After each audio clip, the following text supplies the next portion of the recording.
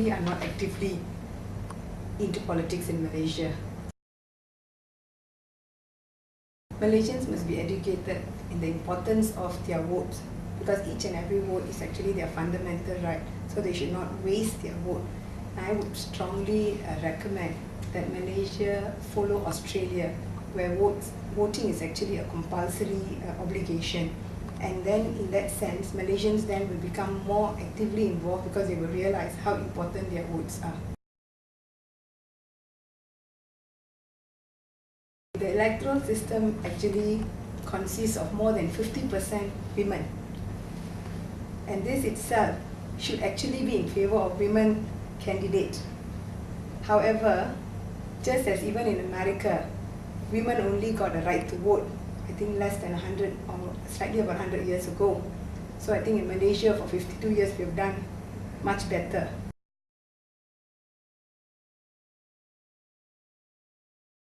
I always actually see myself as a Malaysian first. Therefore, when I'm asked, being an Indian, how does it feel? I actually become tongue-tied and I actually don't know how to answer that question. And I think I am actually a Malaysian. Therefore, I feel proud that I've been made Secretary General of the Wanita Wing. We have actually conducted a lot of workshops, a series of awareness campaigns.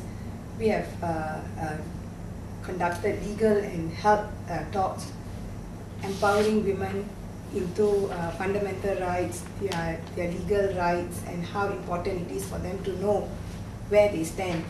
And I think in a lot of situations, women do not know their right. Therefore, a lot of discriminatory laws against them, also they are not aware.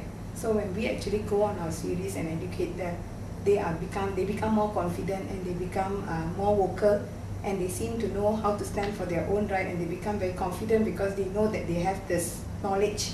The empowerment is very, very crucial, and I think we have, to a great extent, I would say, succeeded in empowering the women in Gerakan. The population of Malaysia is, if I'm not mistaken, approximately 26 million, with a higher percentage of population in Malaysian Malays than I think around 20-something percentage of Malaysian Chinese, and less than 10% Malaysian Indians and others. Therefore, for people to actually expect an equal proportion or ratio of multiracialism as in the national population to be in Gerakan is actually not a founded concern as well. I think it's something that we should not be so overly concerned about. I think as Malaysians, being members of Gerakan itself, we should be able to represent everyone. Gerakan started in 1968. I think if you have read it, the history, I think it's around 24th of March. A group of forefathers, our leaders, all of them from various different backgrounds, came together with one common ideology to actually put everything together to move forward. Actually, they started a One Malaysia concept then. So we have always maintained that, and we have actually stood for equality and justice. And we have actually been following that ideology thus far. Therefore, I think we've always been on the right direction, and we will continue to be in the right direction.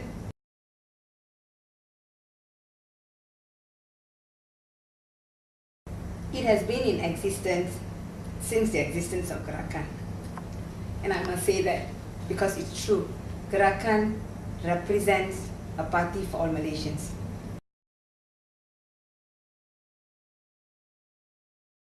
Personally, I refer to statistics and surveys for guidelines, but I never actually rely on them totally to reflect the real sentiments or the real results.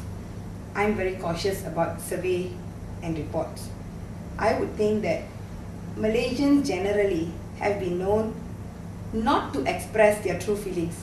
They actually tell you what they want, they think you want to hear from them. Therefore, I would be more cautious of the Merdeka report survey and would actually test it further by actually listening myself and having the opportunity to actually hear it from the grassroots instead of just relying on the survey.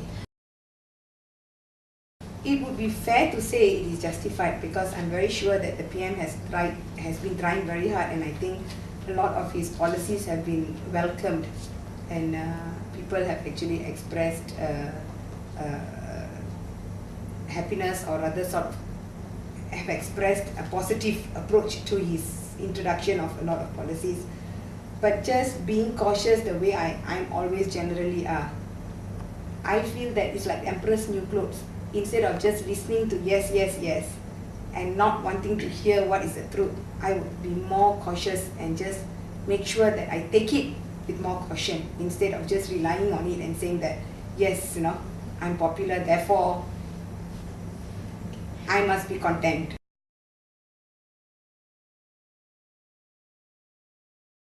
I joined Gerakan because I share the party's aims, ideas and objectives and ideologies, and I believe in those aims and ideas. I'm not sure whether in general many people join political parties for the party's representation and what they stand for, or they join the political parties for whatever reasons best known to them. So I think that itself should answer the question. I think if you feel for the party and you know that you have a common bond with the party, I doubt very much that you will jump, because you must believe in the party to be able to work with the party to make sure you deliver.